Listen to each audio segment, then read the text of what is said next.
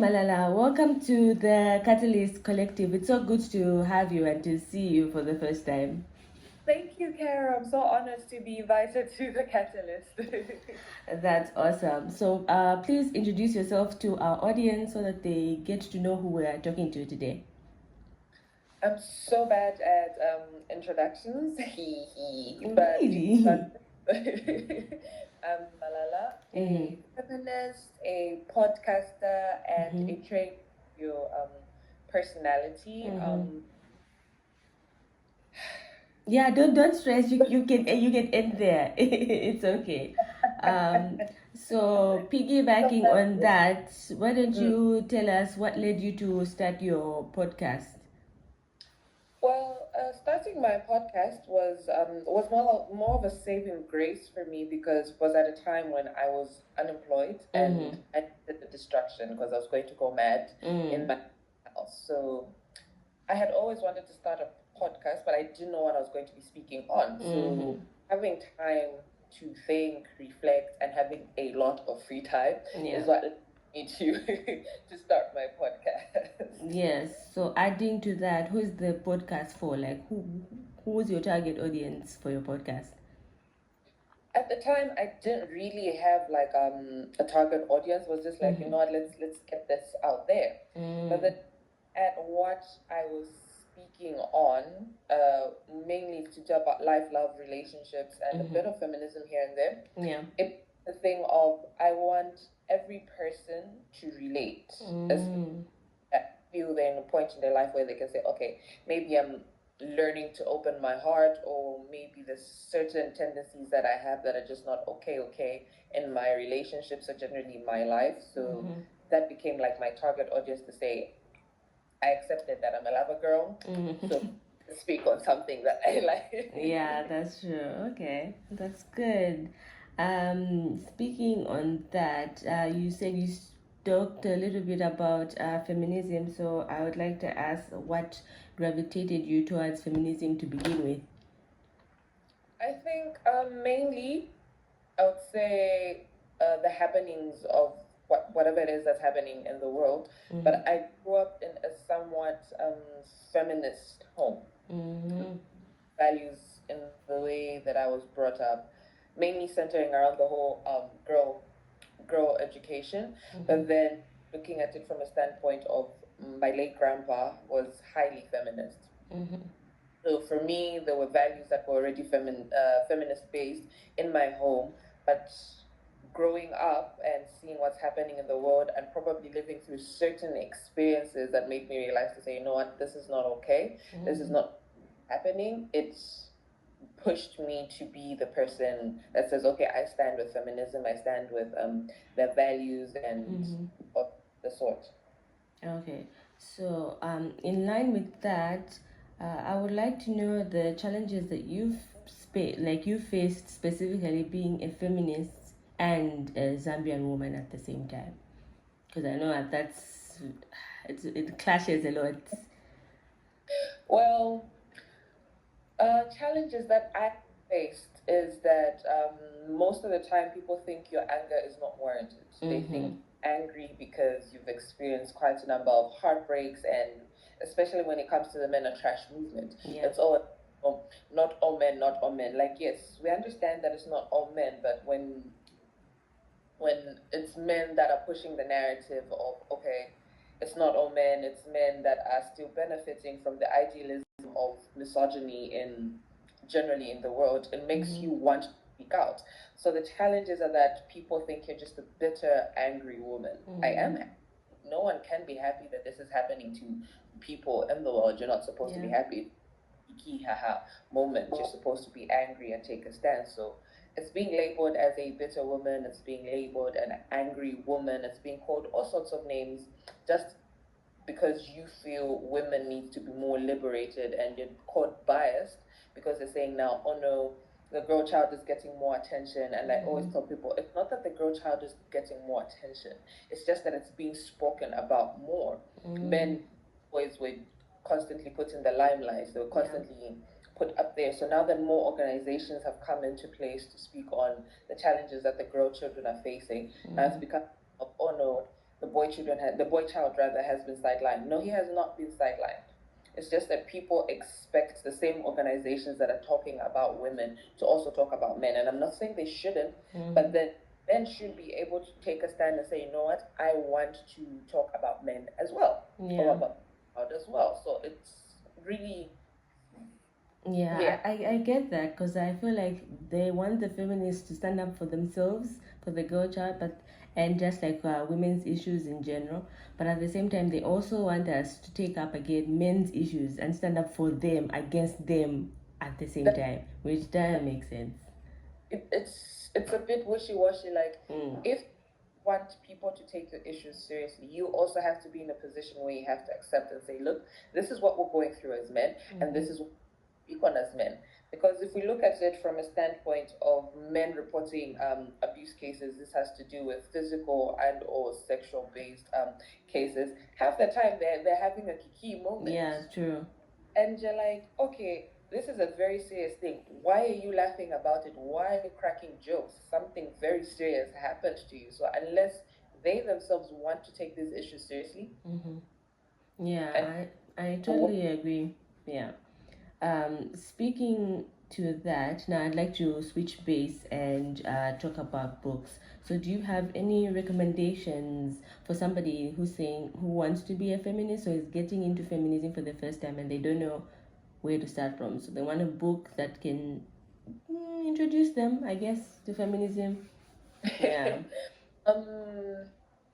One that I would recommend would be Chimamanda Ngozi Adichie, We Should All Be Feminists. Not really a lengthy book, and it's not really a lengthy book. It's quite a small book that can touch base on certain issues that have to do with feminism and the outlook of it. Some people don't understand that they operate from a point of feminism. They just assume, okay, I'm just being liberated, and that's all right. I guess one thing I've come to understand about my feminist journey is that it's all about choice.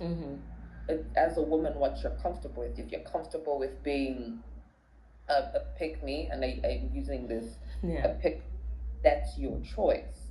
But if you're someone that's very vocal and loud about your feminism, at the end of the day, that's also your choice. And me, as a feminist, I have to be accommodating of what you choose, as long as it's not something that's being imposed on you or something that's being forced on you.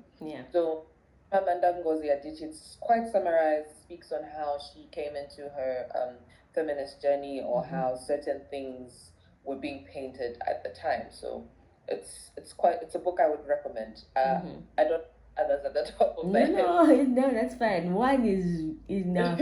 Don't put yourself under pressure.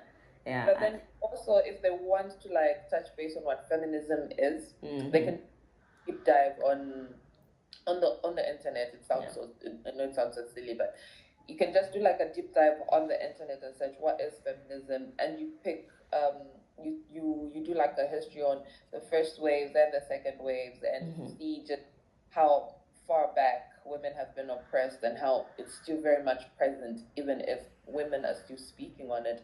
It's still that women are being oppressed, women are being abused, and it's just that now we have the platform to speak about it. Back didn't have the platform, or they weren't taken as seriously. And I'm not saying that we're taken as seriously, it's just that we have a platform and things can be done, things can be heard, and things be moved from there. So even a deep dive like on the internet, you just Google, you just say, what is it that I want to learn about feminism? Okay. Yeah, that was a good one. I like that you gave us a book and the internet. Yeah. So with that, I would like you to give your final thoughts specifically to young feminists as they start their journey, as they go out there and try to discover themselves.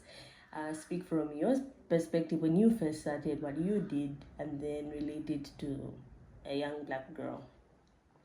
Okay, so my feminism journey, like I said, I grew up in a home that had feminist values.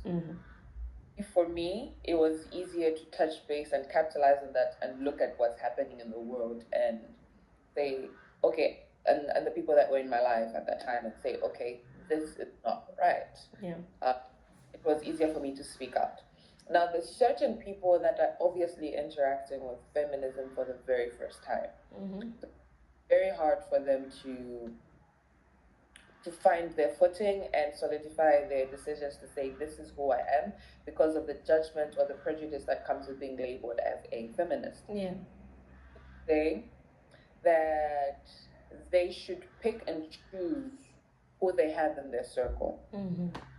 It's easier when you relate with one another. It's easier when, and I'm not saying that they should be segregated, because obviously we still have to teach people about feminism. Yeah. But then starting out, let them do research on what values that they have in common with this feminism standpoint. What is it that they're trying to get out of feminism? And they start from there, then they can be able to find their way and say, okay, this is how feminism looks to me, this is how I'm going to speak on it, and this is who I want to touch base with. Yeah. Then from there, they can read books about it, they can listen to podcasts about feminism, they can go on the internet, videos, research, and get in touch with like-minded people and or organizations that they feel they align with in their journey of feminism.